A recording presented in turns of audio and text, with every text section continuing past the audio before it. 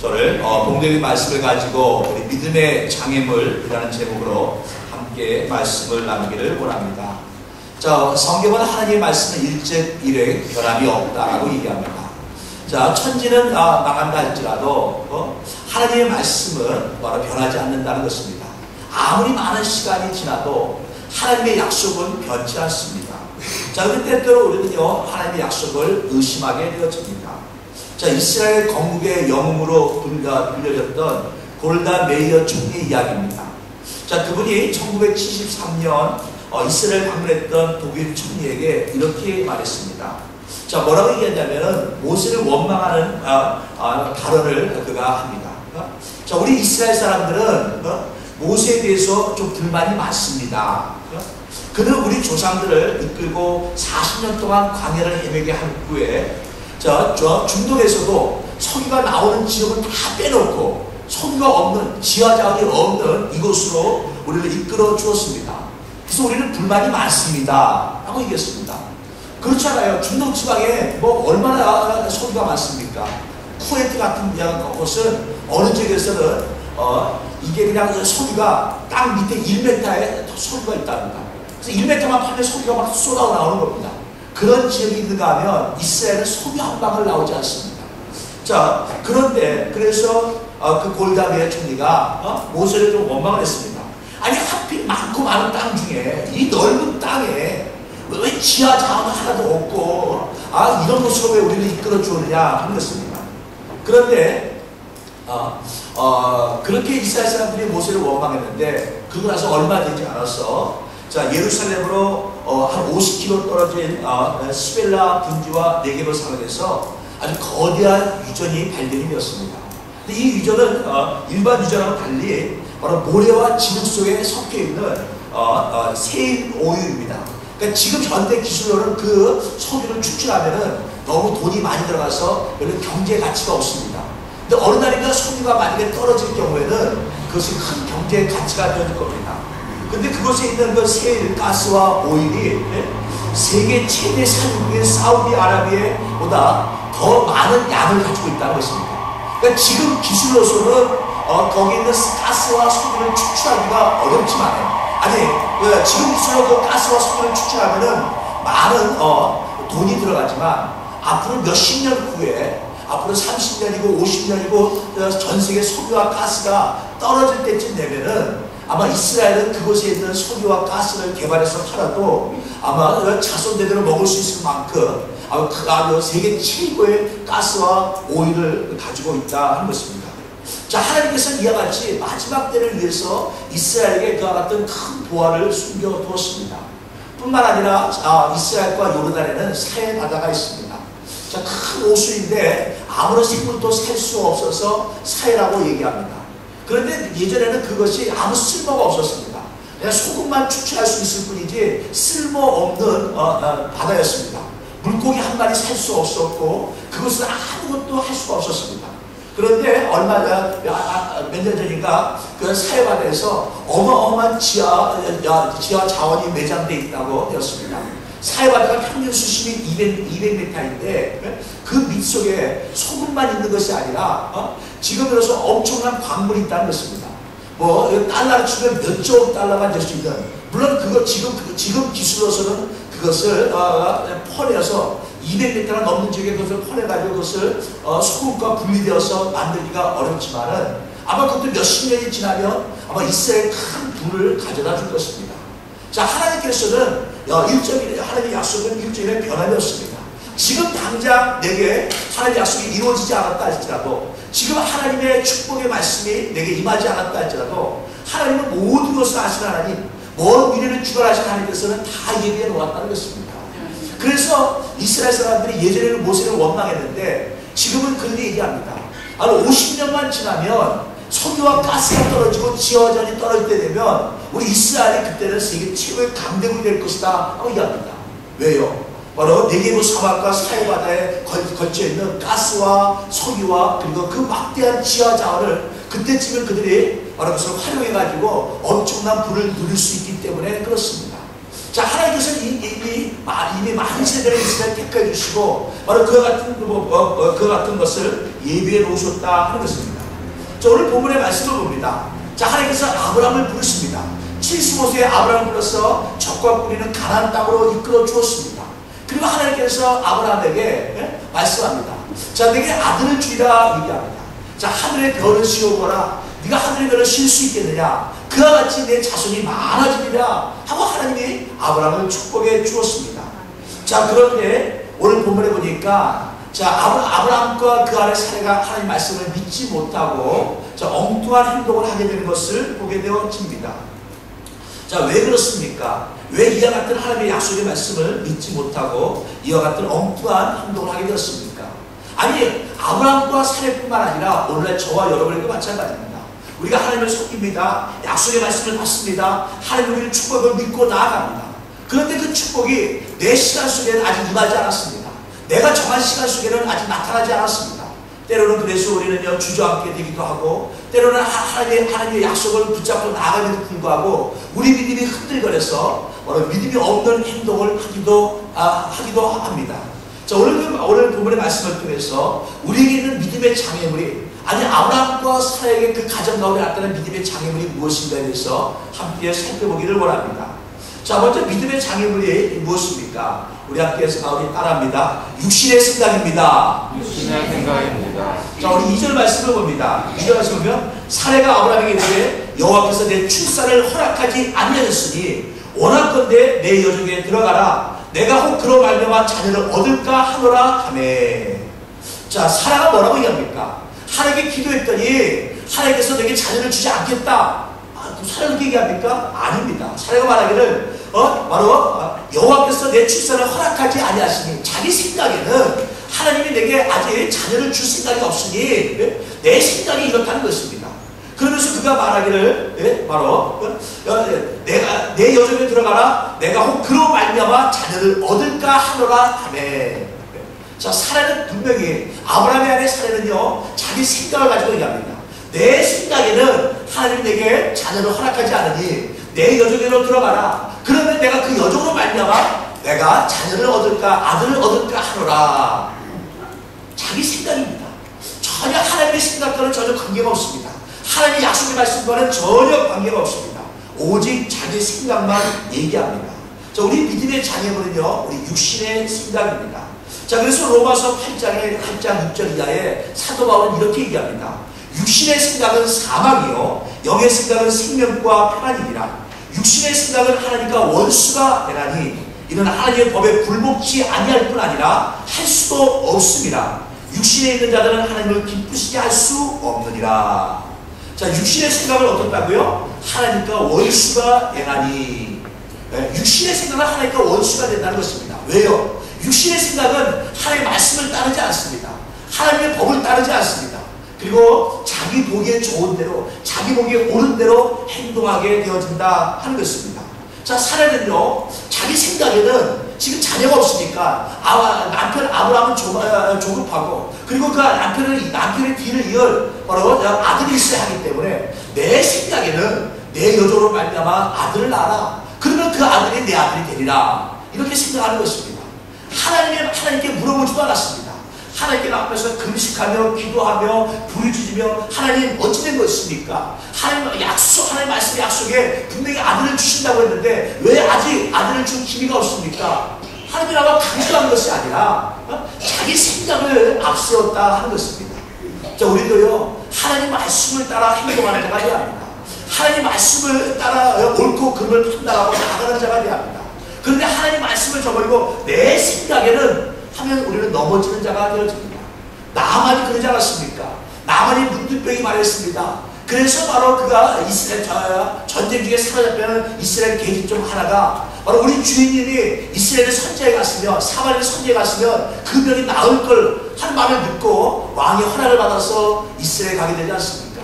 자, 그랬을 때 엘리사 선지자가 왕에게 말합니다. 나만을 내게로 보내소서. 그래서 이스라엘 왕이 나만 장로를 바로 엘리사 선지자에게 보냅니다. 자, 엘리사 선지자 집 앞에 가까이 갔을 때 엘리사가 게하시를 보내서 말합니다. 자, 요단강에 가서 7번 목욕하라. 요단강에서 내가 7번 몸을 씻으면 내 몸이 어린아이같이 여전하리라. 자, 문둥병이 다 치료받고 오히려 피부가 어린아이같이 고와진다는 것입니다. 얼마나 좋은 말입니까? 그런데 나아만 장군이 그 말을 듣고 기뻐 춤을 추며 하는 것이 아니라 화를 냅니다. 왜요? 내 생각에는 나아만 장군입니다. 그가 나아만 장군이 바로 왕궁에서 엘리사 집까지 오면서 어떤 생각을 했습니까? 내 생각에는 바로 저가 뛰쳐나와서 자기 여호와 이름, 자기 신의 이름, 여호와 이름을 부르며 내 상처에 문들병이 바른 것을 손을 얹고 바로 기도할 줄 알았다는 것입니다. 그런데 엘리사는 나타나지도 않았습니다. 나타나지도 않고 종을 보내서 저 강에 가서 7번 모욕하라. 그러면 네 문들병의 치료를 받으리라 하니 나아만 장군이 화를 냅니다. 아니 병을 못 고치겠다고 한 것도 아니고 당신의 병은 저주받은 것입니다 하고 한 것도 아니고 병을 고쳐주겠다는데 그것도 많은 금은보화를 요구한 것도 아니고 우리가 할 수 없는 엄청난 일을 요구한 것도 아니고 단지 요단강에 가서 그냥 한 번, 두 번, 세 번, 네 번 이렇게 7번만 몸을 담그면 병이 난다고 하는데 그렇게 쉽게 병을 고쳐준다고 하는데 나아만 장군이 화를 냅니다. 화를 낸 이유는 무엇입니까? 내 생각에는 자기 생각과 엘리사 선지자가 치료하는 방법이 틀렸다 하는 것입니다. 내 생각에는 그가 뛰쳐나와서 장군이 어서 오십시오. 내가 장군에서 기도하고 있었습니다 하고 하나님의 이름을 부르면서 자기 문들병이 바라면서 손을 얹고 하나님 이 나아만을 고쳐주옵소서, 이 나아만을 고쳐주옵소서 그렇게 부르짖고 간구할 때 자기 병이 고침받으리라 생각했다는 것입니다. 그런데 내 생각과 다르니 엘리사 선지자가 병을 고쳐주겠다고 했는데도 불구하고 그가 화를 내고 그냥 돌아가려고 합니다. 자, 이것이 바로 육신의 생각은 하나님과 원수가 되었던 것입니다. 자, 나아만 장군은 자기 생각 때문에 하나님의 말씀에 어긋나게 되었습니다. 하나님 말씀과 바로 원수가 되었습니다. 그리고 엘리사 선지자의 말을 따르지 아니하고 자기 고향으로 돌아가려고 했습니다. 그랬을 때 그를 따랐던 시종들이 말하기를 장군님 이보다 더한 일을 해도 하라고 할 것인데 요단강에 7번 몸을 담은 것이 뭐 그리 어렵겠습니까? 장군이 여기까지 왔는데 문들병을 고쳐준다고 하는데 한번 요단강에 몸을 7번 담궈보시죠. 그 요단강에 몸을 7번 담갔더니 그의 모든 문들병이 바로 치료받고 그의 피부가 어린애같이 되었더라. 성경은 그렇게 얘기합니다. 자, 우리는 하나님 말씀을 따르는 자가 되어야 합니다. 하나님 말씀대로 나아갈 때 바로 하나님의 축복이 우리 가운데 임하게 되어집니다. 하나님 말씀대로 나아갈 때 하나님의 약속이 우리 가운데 임하게 되어집니다. 그런데 내 생각에는 하고 육신의 생각을 가지고 나아가게 되어지면 우리는 반드시 넘어지는 자가 되어진다는 것입니다. 자, 우리 신앙생활 하면서 하나님 말씀을 기준으로 삼고 나아가는 저와 여러분 되시기를 주의 이름으로 축원합니다. 자, 두 번째로 자, 믿음의 장애물은 무엇입니까? 우리 함께 따라하겠습니다. 인내하지 못하는 신앙입니다. 인내하지 못하는 신앙입니다. 자, 3절을 보겠습니다. 아브라함이 아내 사레가 그 여종 애굽 사람 하갈을 데려다가 그 남편 아브라함에게 촉으로 준 때는 아브라함이 가나안 땅에 거주한 지 10년 후였더라. 자, 무엇입니까? 아브라함이 하나님의 말씀을 따라 가나안 땅에 들어온 지 10년쯤 지났는데 아직까지 아들이 없다 하는 것입니다. 아직까지 이 임신할 기미가 보이지 않는다는 것입니다. 자, 그러니까 사라가 10년쯤 기다렸는데 아직까지 하나님의 약속이 나타나지 않으니까 이제는 내 방법대로 해보겠다 하는 것입니다. 자, 10년이면 굉장히 긴 시간이라고 우리가 말할 수 있습니다. 그런데 하나님 기준에 볼 때 10년은 아무것도 아닌 것입니다. 10년이 아니라 그보다 더한 시간이 있다 할지라도 우리는 인내하며 나가야 하는 것입니다. 자, 하나님 말씀을 믿고 의지하고 나갈 때 하나님 역사가 이루어지는 것입니다. 근데 많은 사람들이 우리가 주저하는 이유가 무엇입니까? 인내하지 못하기 때문에 그렇습니다. 그래서 성경은 우리에게 말합니다. 인내를 온전히 이루라. 이는 너희를 온전하고 구비하여 조금도 부족함이 없게 하려 하리라. 자, 인내는 우리를 온전하게 만들어준다는 것입니다. 우리가 인내하며 나갈 때 바로 우리가 온전한 사람이 되어진다고 성경은 얘기하고 있습니다. 인내란 그냥 무조건 참는 것이 아닙니다. 계속 한다는 의미가 있습니다. 내가 하나님 말씀을 계속 믿고 나갑니다. 하나님 계속 예배하며 나갑니다. 말씀을 묵상하며 나갑니다. 하나님께 늘 기도하며 나갑니다. 내 신앙생활 흔들리지 않고 계속 한다는 것입니다. 이것이 바로 인내인 것입니다. 자, 근데 사라는요 10년쯤 지났는데 하나님의 역사가 나타나지 않습니다. 그러니 그가 인내하지 못하고 아브라함에게 말합니다. 이제 내 여종 하갈을 취하여 그로 말미암아 아들을 낳아라 하고 요청하게 될 것입니다. 내가 10년을 기다렸는데 하나님의 역사가 없다는 것입니다. 10년 동안 하나님께서 아들을 주시겠지, 아들을 주시겠지, 아들을 주시겠지 하고 기다렸는데 아무런 반응이 없다는 것입니다. 그러니 이제 더 이상 기다릴 수 없다라고 얘기하고 있는 것입니다. 자, 우리도 혹시 그렇지 않습니까? 하나님 앞에 나와 기도합니다. 때로는요, 우리는 10년이 아니라 그거 더 짧은 시간 속에서 하나님 앞에 나아가다가 바로 하나님의 응답이 없으면 우리가 넘어지는 사람들을 보게 되어집니다. 우리가 기도하면 하나님께서 응답할 때까지, 하나님 역사하실 때까지, 내 기도에 반응하실 때까지 우리가 기도하며 나아가는 사람이 돼야 합니다. 근데 많은 경우 한 달, 두 달, 아니 그보다 더 짧은 시간, 조금 길어야 보다 조금 더 100일 이 정도 기도하고 우리는 넘어지고 맙니다. 그런데요, 하나님께서는 반드시 하나님 말씀 1.1에 변함이 없다라고 얘기합니다. 천지는 없어질지라도 하나님의 말씀은 1.1도 변하지 않는다고 성경은 얘기합니다. 자, 그래서 하나님께서 우리를 부르셨습니다. 하나님 우리를 자녀 삼아 주었습니다. 하나님 우리를 축복하기를 원하고 계십니다. 그럼 반드시 하나님의 약속이 우리 가운데 임하게 되어질 것입니다. 자, 그래서 우리는 하나님의 약속을 믿고 인내하며 나아가는 사람이 되어야 합니다. 바로 아브라함과 그 아내 사례가 인내하지 못했을 때 바로 그는 믿음 가운데 넘어지는 자가 된 것을 보게 되어집니다. 자, 우리 하나님 말씀을 붙잡고 인내하는, 그래서 인내를 통하여 온전한 믿음의 사람이 되어지는 저와 여러분 되시기를 주의 이름으로 축원합니다. 자, 계속해서 우리 아브라함의 가정에 바로 믿음의 장애물을 살펴봅니다. 자, 세 번째 우리 함께 따라하겠습니다. 은혜에 감사하지 않는 마음입니다. 은혜에 감사하지 않는 마음입니다. 자, 우리 4절을 봅니다. 아브라함이 하갈과 동침하였더니 하갈이 임신하매 그가 자기 임신함을 알고 그의 여진을 멸시한지라. 자, 지금 시대의 기준과 아브라함 시대의 기준은 분명히 다릅니다. 자, 아브라함 시대의 기준에는요, 여종이 바로 주인에게 은총을 받아서 주인의 아들을 낳게 되어지면 신분이 갑자기 상승되어집니다. 자, 이 하갈은 여종이었습니다. 평생 종으로 살 수밖에 없고 그의 자녀들도 종이 될 수밖에 없습니다. 그런데 그 여종이 바로 자기가 모시는 주인으로부터 은혜를 입게 되어집니다. 그래서 사라가 얘기합니다. 얘야, 내 남편에게 들어가서 아들을 낳으려라. 그러면 그 아들이 우리 집안을 이을 것이다. 그래서 아브라함이 하갈에게 들어가서 하갈이 임신하게 되어집니다. 하갈에게 있어서는요, 이제 큰 신분 상승을 할 수 있는 기회가 다가온 겁니다. 그리고 이제 더 이상 종으로 살지 않고 아브라함의 두 번째 부인이 되어서 이제 떳떳하게 살아갈 수 있는 기회가 온 것입니다. 뿐만 아니라 자기가 아들을 낳게 되어지면 그 아들로 인해서 아브라함의 모든 재산을 바로 이어받을 수도 있게 되어집니다. 자, 그런데 이 하갈이 어떻게 행동을 합니까? 자, 그가 자기의 임신함을 알고 그의 여주인을 멸시한지라. 자, 그가 임신하게 된 이유가 무엇입니까? 아브라함의 아내 사례가 허락을 했기 때문에 가능한 것입니다. 그런데 그 아내 사례가 허락해서 이루어진 것인데 임신하고 나니까 바로 아브라함의 아내 사례를 멸시하였다는 것입니다. 자기가 이제 여주인이 된 것처럼, 내가 이제 종이 아니라 내가 이제 아브라함의 본분이 된 것처럼 행동을 했다 하는 것입니다. 우리 속담에도 그런 얘기가 있지 않습니까? 화장실 갈 때와 나올 때가 다르다. 갈 때는 급하지요. 나올 때는 일을 다 봤으니까 급할 게 없습니다. 그래서 갈 때와 나올 때와 말이 다르다 하는 것입니다. 자, 이스라엘 탈무드에도 그와 비슷한 이야기가 있습니다. 자, 탈무드에 보면 한 사람이 길을 갑니다. 자, 길을 가는데 갑작스럽게 하늘에서 소나기가 막 쏟아지기 시작합니다. 그래서 시냇가를 건너가야 되는데 시냇가 외나무 다리를 건너갈 때 물살이 너무 거세가지고 다리가 막 흔들흔들 거립니다.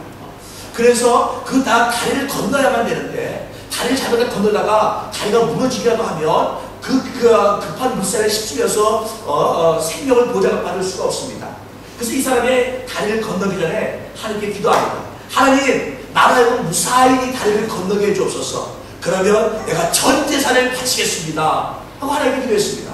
아니, 재산이 뭐 중요합니까? 목숨이 중요하지 않습니까? 그래서 그랬더니 그 기도를 드렸는데 희한하게도 갑작스럽게 비가 멈추고 물살이 잔잔했더랍니다. 그래서 이 사람이 하나님 감사합니다 하고 다리를 건너갑니다. 근데 다리를 다 거저 3분의 2쯤 건너가서 요만큼밖에 안 남았는데 갑작스럽게 후회가 되어집니다. 내가 왜 전 재산을 바친다 그랬다 그랬을까? 일부만 바친다 그럴걸 하고 그냥 아까운 겁니다. 저 다리만 건너가면 하나님이 약속을 했으니까 지켜야 되는데 너무 억울한 겁니다. 그래서 다리를 건너기 전에 다시 하나님께 기도했습니다. 하나님, 아까는 제가 말이 헛나갔습니다. 말이 헛나가서 제가 반을 바친다고 전부를 바친다고 잘못 말했습니다. 하나님 죄송합니다. 제가 수정하겠습니다. 제 재산의 절반만 바치겠습니다. 했습니다. 그런데 갑자기 그 말을 하자마자 비가 막 쏟아지고 막 다리가 막 흔들거리기 시작합니다. 그러니까 이 부사님도 겁이 났습니다. 하나님 농담이에요, 농담. 하나님 농담도 몰라. 그리고 얼른 말을 바꿨답니다. 자, 탈무드에 나오는 이야기입니다. 그만큼 사람들의 마음은요, 그때 환경에 따라서 달라진다 하는 것입니다. 자, 우리 마음이 한 마음이 되어서 나아가야 되는데, 환경이 어렵고 힘들 때는 하나님을 완전히 찾다가도 그 환경이 극복되어지고 그 좋은 환경으로 바뀌게 되어지면 내가 언제 하나님께 그랬느냐, 내가 언제 하나님께 소원을 했느냐, 내가 언제 하나님께 매달렸느냐 하고 태도가 달라진다 하는 것입니다. 자, 오늘 하갈이 그렇습니다.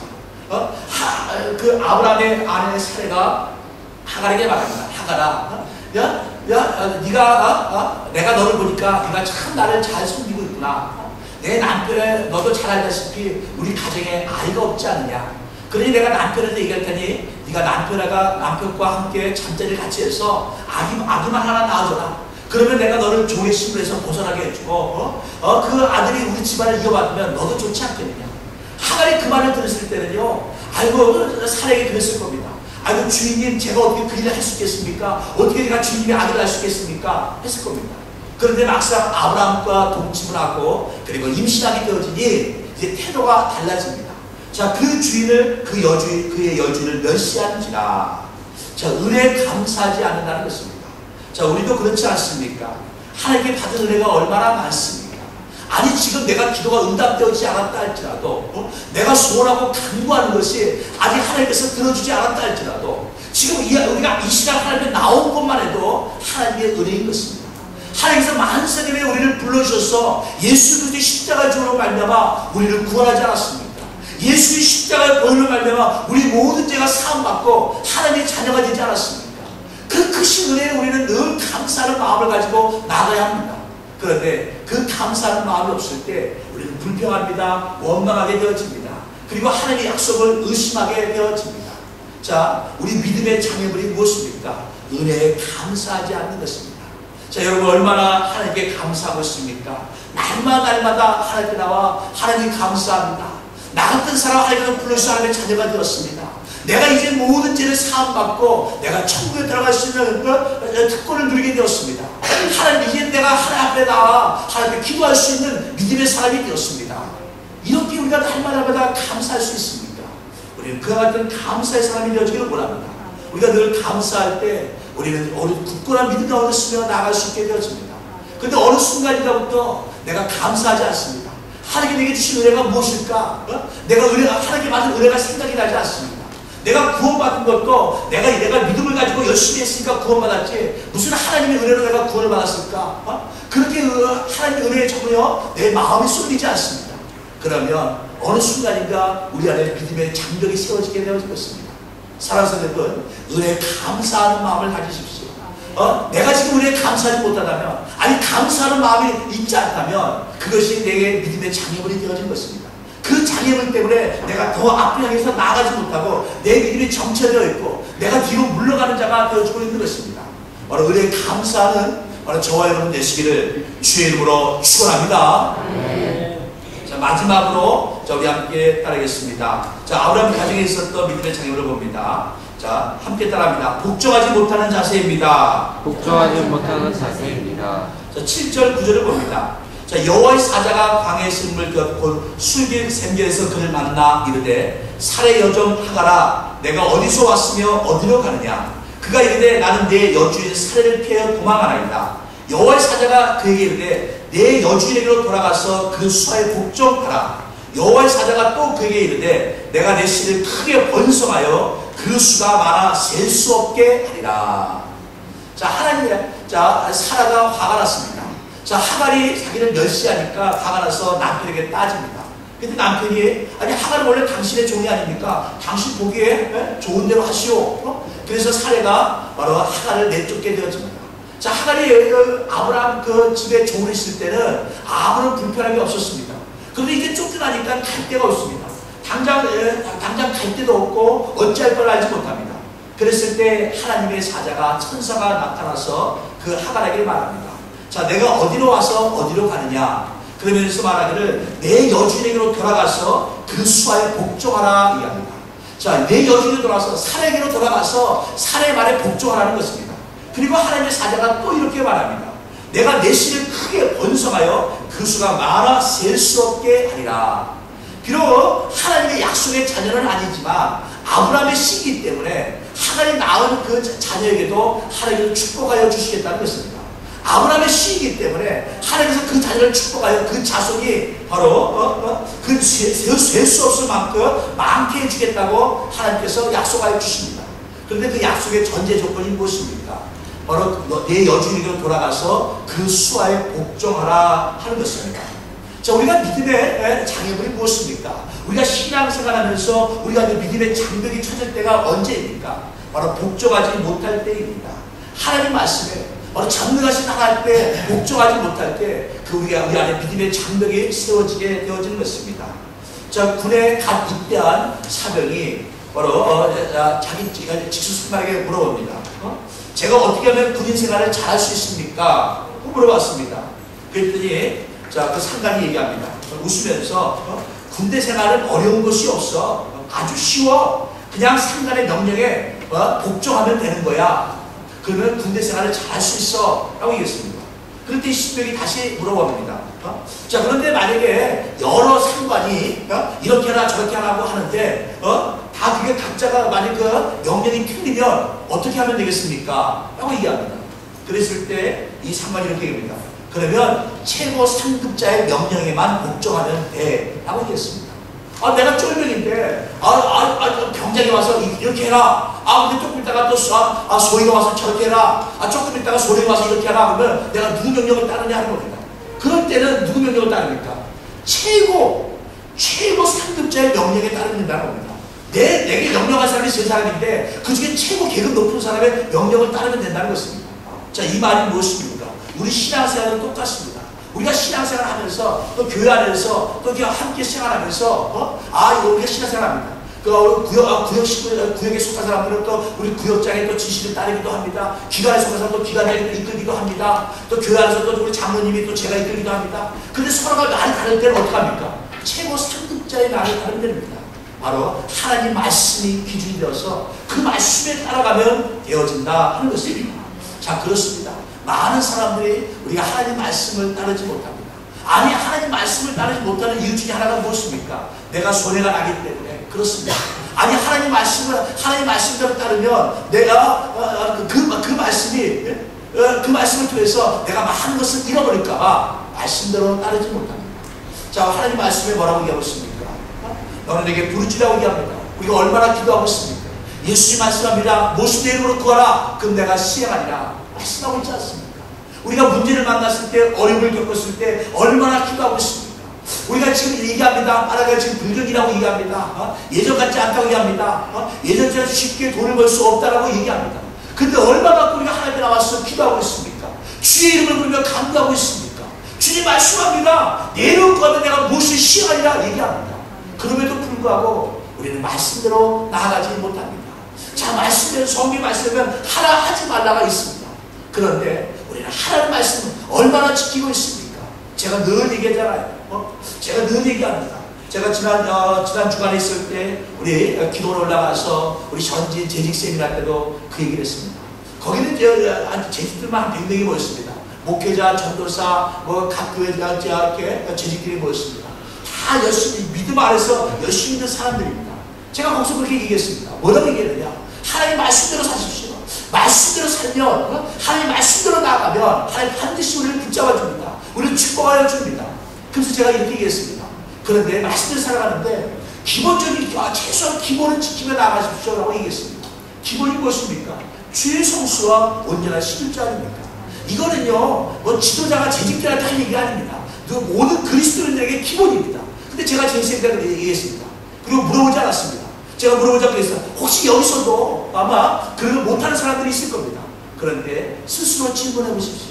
내가 하나님 말씀을 알면서도 깨달으면서도 이해하면서도 내가 지키지 못하는데 내 믿음이 성장하기를 원하고 있다면, 내 믿음이 큰 믿음이 되기를 원한다면, 하나님 앞에서 정말 하나님 기뻐하는 믿음이 되기를 원한다면, 그 믿음 안에서 우리 하나님의 영광을 드러내며 하나님에게 하늘로 활자시고 큰 축복을 내려주길 원한다면, 그렇다면 우리의 믿음은 잘못된 믿음이라는 것입니다. 하나님은 우리를 축복하기를 원하고 있습니다. 우리는 누구보다도 사랑하십니다. 그러나 하나님은 우리에게 말씀하십니다. 우리에게 말씀을 주시고 말씀대로 살라고 얘기하고 있는 것입니다. 말씀대로 살라고 얘기하고 있는 것입니다. 그 말씀대로 살아갈 때 하나님께서 하늘문을 여시고 우리에게 넘치도록 채워주시겠다고 말씀하고 있는 것입니다. 사람들은 우리 믿음이 성장하지 못하는 이유가 무엇입니까? 우리 자녀들이 성장할 때요, 음식을 골고루 먹어야 합니다. 예를 들어서 어린애가 나는 고기를 먹기 싫다든가, 나는 뭐를 싫다든가 하면서 편식을 하게 되어지면 그 애는요, 그게 성장하지 못합니다. 자라다가 맙니다. 어느 정도 자라다가 더 많이 크게 안 자랍니다. 우리 신앙생활 때 마찬가지입니다. 하나님 말씀에 내가 듣기 좋은 말씀, 내가 지킬 수 있는 말씀, 내가 그 말씀만 내가 지키려고 하는 것이 아니라 하나님 말씀, 내가 깨달은 말씀, 내게 주어진 말씀이면 내가 다 지키려고 한다는 것입니다. 내 때로는 어떤 말씀은 내가 지키기가 어렵고 힘듭니다. 아니, 내 환경 속에서 지키기가 너무 어렵습니다. 그리고 그것을 지키며 나아갈 때 그것이 믿음이 되어지는 것입니다. 그 말씀대로 나아가며 살게 되어질 때 내 앞에 가로있는 믿음의 장벽이 무너지게 되어질 것입니다. 믿음의 장애물이 작아지게 되어질 것입니다. 전에는 그 믿음의 장애물이 굉장히 컸습니다. 내가 뛰어넘을 수가 없었습니다. 그런데 우리가 믿음이 커지면요, 그 장애물이 작아지는 것입니다. 하나님은요, 우리 장애물이 작아진 것이 아니라 나를 성장시켜 준 것입니다. 우리 안에 다 누구에게나 믿음의 장애물이 있습니다.